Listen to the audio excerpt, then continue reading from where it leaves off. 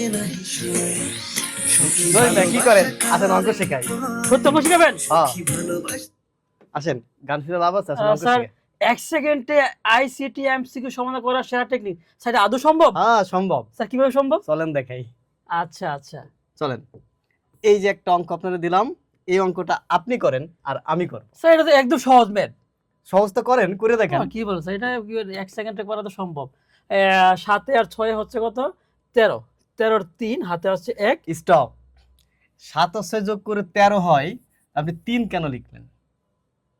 ও sir, এটা তো sir জানতাম না আগে। এইটা যদি আপনি জানতে পারেন, দশমিক, বাইনারি, অক্টাল, হেক্সা 4 ধরনের অঙ্ক 1 সেকেন্ডে সমাধান করতে স্যার, পারবেন। সবগুলো অঙ্ক 1 সেকেন্ডে সম্ভব? 1 সেকেন্ডেই সম্ভব। কি বলেন স্যার, আসলে সম্ভব? হ্যাঁ, আপনি 1 থেকে অনার্স মাস্টার্স পর্যন্ত পড়ে আসছেন, কিন্তু 7 আর 6 যোগ করলে 13 হয়, এই 3 কেন লেখা হয় বলেন তো? এতদিন শিখছেন কিনা? স্যার, এতদিন আমাকে কেউ শেখাতে পারে নাই। হ্যাঁ, আজকে যদি আপনি এইটুকু জানতেন যে 7 আর 6 13 হয়, 13 3টা কেন লেখা হয়, কেন লেখা হয়, তাহলে দশমিক, বাইনারি, অক্টাল, হেক্সা 4 ধরনের যোগ করার পরে দুনিয়ায় যদি আরো যোগ থাকে, সব করে ফেলতে পারবেন 1 সেকেন্ডে। স্যার, আপনি স্যার আমাকে 1 সেকেন্ডে সত্যি অর্থ দেখাইতে পারেন, তাহলে স্যার আমি অ্যাকাউন্টিং আওয়ারকে অসংখ্য ধন্যবাদ দিব। তো চলেন। সম্ভব? সম্ভব। দেখান তো চলেন। প্র্যাকটিক্যালি একটু আমাকে।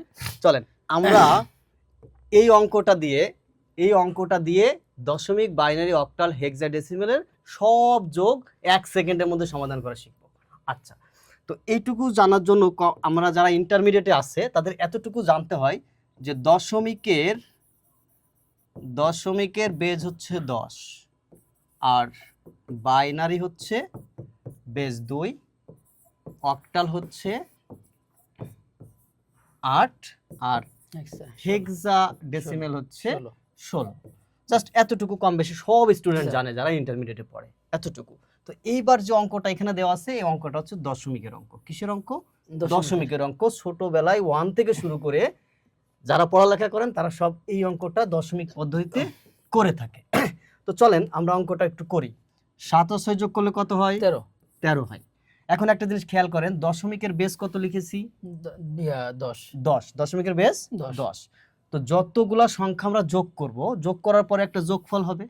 এই যোগফলটা যদি বেজের থেকে বড় হয়ে যায়, তাহলে এই যোগফলটা থেকে বেসটাকে বিয়োগ করে দিতে হবে। ও আচ্ছা, তাই না? এখন 7 ও 6 যোগ করে কত হয়েছিল? 13। দশমিকের বেস কত? 10। তাহলে 10 থেকে বড় হয়ে গেছে, তাহলে আমরা বিয়োগ করলে কত পাই? 3 পাই। এই জায়গায় আমরা সেই 3 সংখ্যাটা। ওয়াও ওয়াও, চমৎকার চমৎকার, ওয়াও না? এবার প্রশ্ন হচ্ছে এই 13 থেকে 10 কে আমরা কয়বার বিয়োগ করেছি? একবার। তাহলে আমাদের হাতে 1 থাকবে। এই হচ্ছে সেই হাতের 1টা। আচ্ছা, এখন এই হাতের 1 আর 2 কত? 3।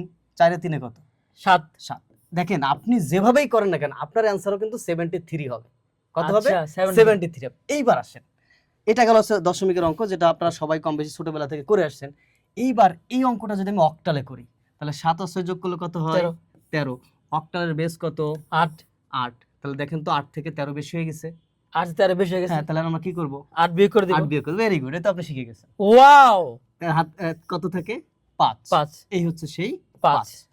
13 থেকে 8 কয়বার বিয়োগ করেছি? একবার। তাহলে হাতে কত? হাতে 1। তাহলে এই যে হাতের 1 আর 2 3, 4 এ 3 এ 7, এটা হয়ে গেল অক্টালের যোগ। ওয়াও, চমৎকার স্যার। এইবার আসেন হেক্সা করি। আচ্ছা, 7 আর 6 যোগ করলে কত হয়? 13 হয়। আচ্ছা, হেক্সার বেস কত? 16। তাহলে কি বেস থেকে যোগফল কি বেশি হয়েছে? না, ছোট। এইবার তাহলে আমরা আর বিয়োগ করব না, তাহলে এই 13 সংখ্যাটা এখানে বসবে। তো 13টা না বসে হেক্সার একটা মান আছে ডি, 13 এর মান হচ্ছে ডি। তো সেই ডিটা আমরা লিখব। আচ্ছা বলেন তো, 16 থেকে কি 13 কে আমরা বিয়োগ করেছি? না। তাহলে আমাদের হাতে কিছু থাকবে না। তাই 4 এ 2 এ 6, কত হবে आंसर? 6D। তাহলে এই অঙ্কটা যদি আমরা এতটুকু মনে রাখতে পারি যে বেজের বেশি হলেই বিয়োগ করে দিব, তাহলে দশমিক, অক্টাল, হেক্সা গেল। এবার আসেন বাইনারিটা শেখাই। শেখার পরে কিন্তু আপনার 1 সেকেন্ডে বেশি লাগবে না। একটা বাইনারি সংখ্যা এখানে আমি লিখবো। আসেন আগে আসেন, এটা কি সংখ্যা? কেমনে বুঝলেন বাইনারি সংখ্যা? কারণ 0 আর 1 আছে, তাই না? আচ্ছা দেখেন, ভালো করে বুঝেন, বাইনারির বেস কত আছে এখানে? 2। তো 1 এর 1 যোগ করলে কত হয়? 2 হয়। 1 এর 1 যোগ করলে কত হয়? 2 হয়। তাহলে বেজও 2, যোগফলও 2, সমান হয়ে গেছে। সমান হলেও বিয়োগ করে দিতে হবে। তাহলে কত থাকে? 0। আচ্ছা, 2 থেকে 2 কে কয়বার বিয়োগ করেছি? একবার। তাহলে হাতে কত? 1। এই যে হাতের 1, এই 1 আর 0 কত হয়? 2। তাহলে 2 থেকে 2 বিয়োগ করলে কত? 0। হাতে 1। এই হাতের 1 এই 1 আর এই 1 কত হয়? 3। তাহলে 3 থেকে বেজে 2 বিয়োগ করলে কত হয়? 1 হয়। তো এই যে 1 হাতে কত? হাতে 1। হাতে হাতের 1 এই 1 আর এই 1 3। 3 থেকে 2 বিয়োগ করলে কত? 1।